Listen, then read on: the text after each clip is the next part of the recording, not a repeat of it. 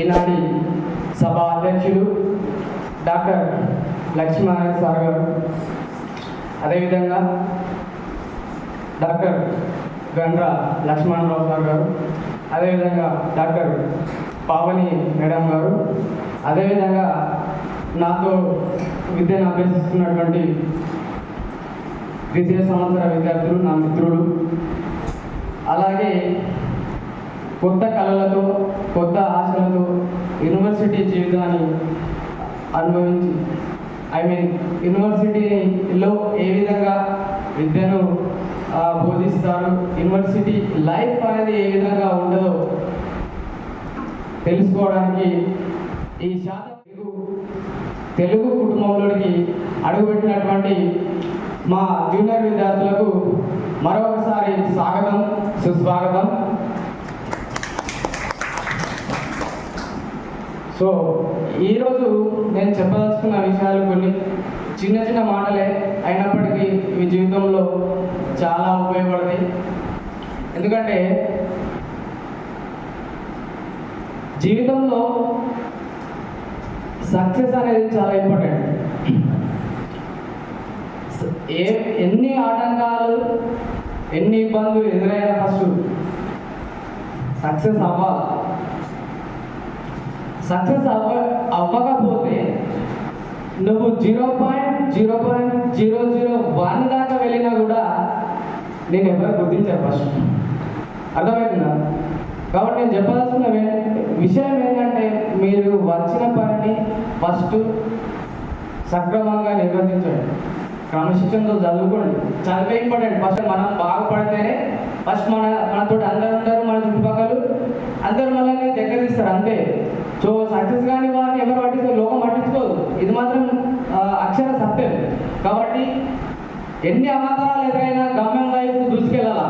పడవచ్చు, భయపడవద్దు, ఎవరో తూలనవచ్చు, అస్సలే జరగవద్దు.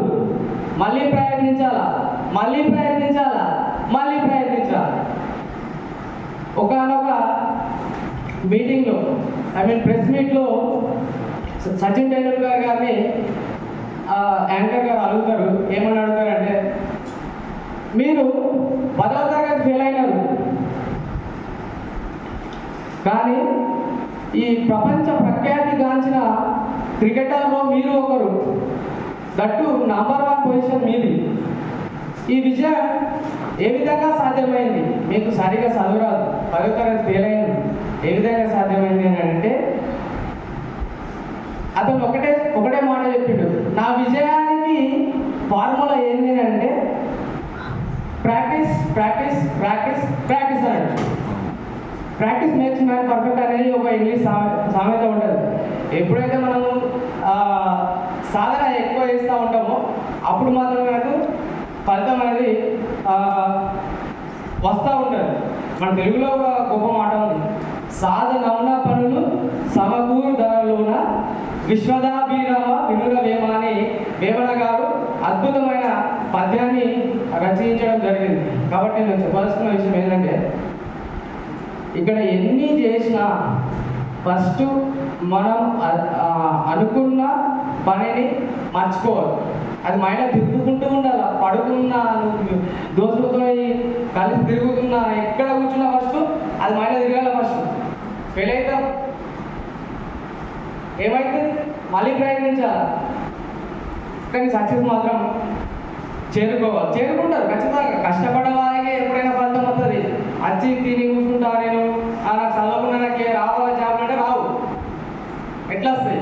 జాబ్లే కాదు, మన బిజినెస్ కానీ ఏ విషయంలో అయినా కూడా మనం కష్టపడితే నచ్చదు. ఇంకో విషయం, మన విజయానికి కొన్ని ఉంటాయి అంశాలు. పోల్చుకోవడం.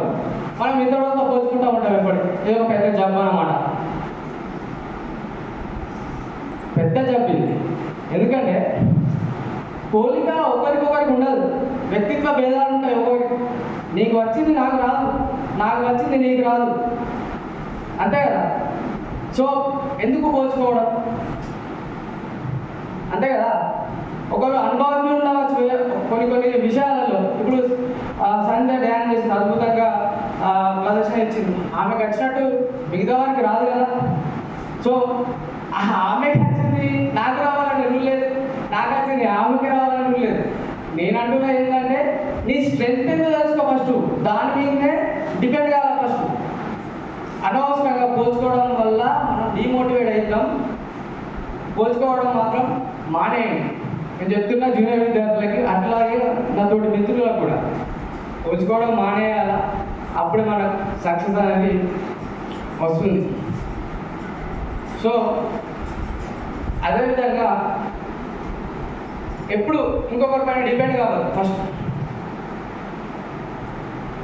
ఇంకొకరి పైన డిపెండ్ అవుతూ ఉంటే మనకు అలవాటుగా మారిపోతూ ఉంటుంది. మనం సొంతంగా చేయడం నేర్చుకోవాలి ఫస్ట్ ఏదైనా కూడా. అంటే కొంతమంది ఫాలో కావాలా, ఉంటారు కదా, మనకు నచ్చిన వాళ్ళు ఉంటారు, తర్వాత వాళ్ళ మాటలు నచ్చుతాయి, లేదా వాళ్ళ ప్రవర్తన నచ్చుతుంది, లేదా వాళ్ళ వాకింగ్ స్టైల్ నచ్చుతుంది, లేకపోతే అట్లా బాడీ లాంగ్వేజ్ నచ్చుతుంది. అట్లా వాళ్ళని ఫాలో కావచ్చు. కానీ మనము ఇంకొకరి పైన డిపెండ్ కావద్దని నేను చెప్తున్నాను.